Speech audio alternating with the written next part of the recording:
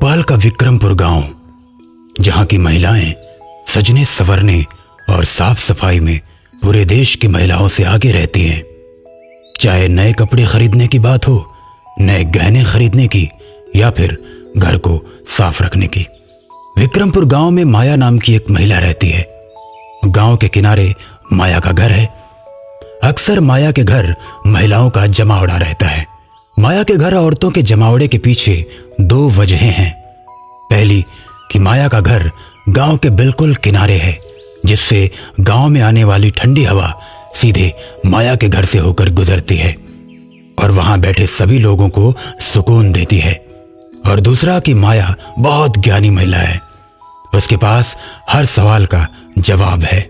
जब भी किसी महिला को कोई बात समझ नहीं आती तो वो सीधे माया के पास आती है और माया मिनटों में उसका भ्रम दूर कर देती है। और आज दोपहर का समय, तेज धूप, लेकिन माया के घर नीम के पेड़ के नीचे बैठी सभी महिलाएं ठंडी हवा का आनंद लेकर बातें कर रही हैं कि तभी रीता चिल्लाते हुए आती है। माया दीदी, भाभी कल दोपहर से गायब है। न जाने कहाँ चली गई। हम सब ने बहुत ढूंढा, लेकिन उनका कहीं कुछ पता नहीं चला। अभी रीता की बात खत्म भी नहीं हुई होती है कि तभी पूजा दौड़ती हुई आती है। माया दीदी, अम्मा ना जाने दोपहर से कहाँ चली गई। पापा ने बहुत ढूंढा, मामा के घर भी फोन किया, पर उनका कहीं पता नहीं चला। मेरी मदद कीजिए दीदी। ये कहकर पूजा रोने लगती है। तभी रमेश भी अपने दोस्तों के साथ परेशान और बेहाल सा भागा हुआ आता है।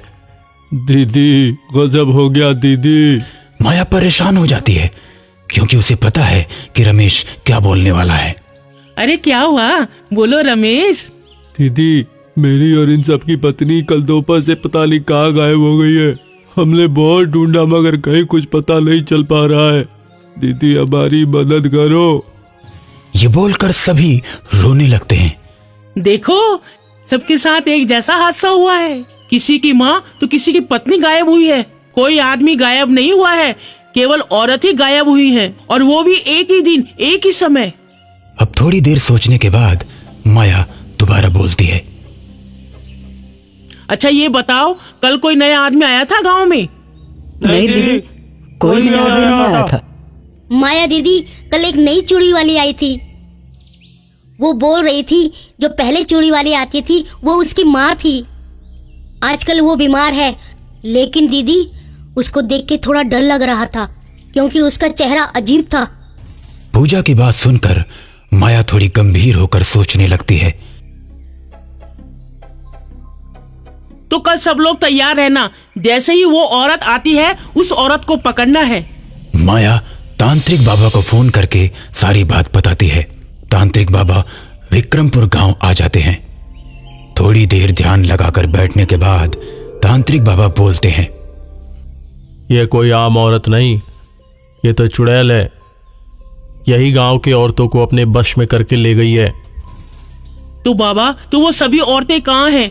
उनको बचाइए बाबा।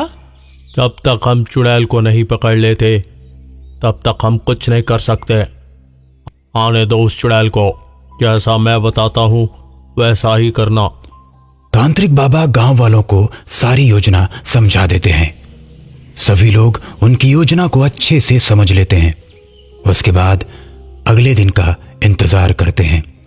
अगले दिन दोपहर जैसे ही 12 बजते हैं तो औरत अपने सिर पर चूड़ी की टोकरी लिए गांव में आती है। चूड़ी पहन लो दीदी, चूड़ी चूड़ी पहन लो, चूड़ी रंग बिरंगी चूड़ी, सुनहरी चूड़ी। तांत्रिक बाबा की योजना के अनुसार राधिका चूड़ी वाली को आवाज लगाती है।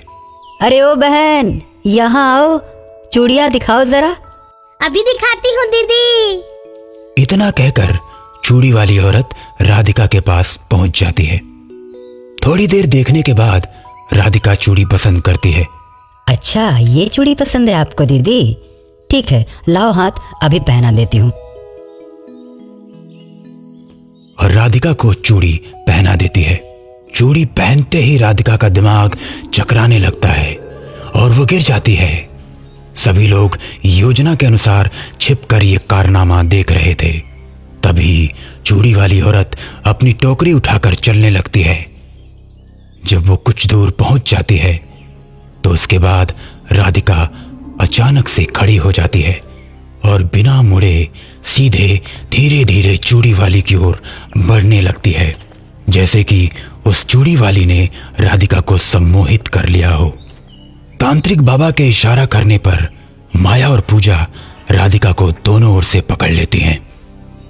राधिका के पांव रुकते ही वो औरत भी रुक जाती है और पलटकर देखती है। तभी तांत्रिक बाबा उस औरत के सामने आकर उसे ललकारते हैं। कौन है तू? है औरत, कौन है तू? और राधिका को कहाँ लेके जा रही है? तांत्रिक के इतना कहते ही देखते ही देखते औरत नीले रंग में बदल जाती है। उसकी लाल आंखें एकदम भयानक लगती हैं। ए तांत्रिक, मेरे रास्ते से हट जा, मेरे सामने टिक नहीं पाएगा। तेरे जैसे कितने ही तांत्रिकों को मैं मार चुकी हूँ। हट जा, नहीं तो तू भी जिंदा बच नहीं पाएगा। मैं यहाँ मरने नहीं बल्कि मारने आया हूँ। रुक, तुझे तेरी औकात दिखाता हूँ। तांत्रिक बाबा जैसे ही कमंडल के जल पर मंत्र पढ़कर चुड़ैल के ऊपर फेंकते हैं, वैसे ही चुड़ैल जंजीरों में बंध जाती है। ए तांत्रिक, मुझे छोड़ दे। मैं समझ गई तू बहुत ताकतवर है, लेकिन मुझे छोड़ दे। मुझे अपना बदला पूरा करने दे, उसके बाद मुझे बांध लेना। बता, क्या है तेरा बदला? तब तुझे मुक्ति दिला दूंगा। अब चुड़ैल के पास कोई चारा नहीं होता, हार कर उसे कहानी बतानी पड़ती है। 20 साल पहले की बात है। मैं इस गांव में चूड़ी बेचने आया करती थी, और भी कई औरतें यहाँ चूड़ी बेचने आया करती थी, लेकिन सब लोग मुझसे ही चूड़ियाँ लेते, क्योंकि मेरी चूड़ियाँ सबसे सस्ती और अच्छी थी। मेरे साथ वाली मालती इसी बात से चिढ़ती थी। एक दिन उसने मेरी टोकरी से सारी चूड़ियाँ निकाल दी और उसकी जगह नकली चूड़ियाँ रख दी। मैंने जिसको वह चूड़ियाँ बेची, सबकी चूड़ियाँ कुछ दिनों में टूट गई। और कुछ दिन बाद जब मैं वापस गांव गई तो मालती वहां चूड़ी बेच रही थी। लोगों ने मुझे देखते ही धक्के मारकर गांव से निकाल दिया और मेरी चूड़ियों को आग की भट्टी में डाल दिया। झूठे इल्जाम का अपमान मैं सहन नहीं कर पाई और मैंने आत्महत्या कर ली। लेकिन सभी औरतें कहाँ हैं जिनको तुम उठा कर ले गई हो? उन सब को मैंने कैद करके रखा है। जैसे ही 100 औरतें हो जाएंगी, मैं उन सबको मार दूंगी। और मालती का क्या किया तुमने? हाँ, सबसे पहले मैंने मालती को ही मारा। जो बुढ़िया यहाँ आती थी वो ही मालती थी।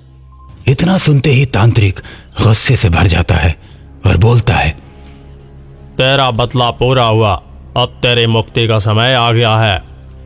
इतना कहकर तांत्रिक बाबा मंत्र पढ़कर चुड़ैल के ऊपर जल फेंकते हैं और चुड़ैल धू धू कर जलने लगती है। इसके बाद चुड़ैल को भी मुक्ति मिल जाती है और गांव की सभी औरतें वापस अपने घर आ जाती हैं।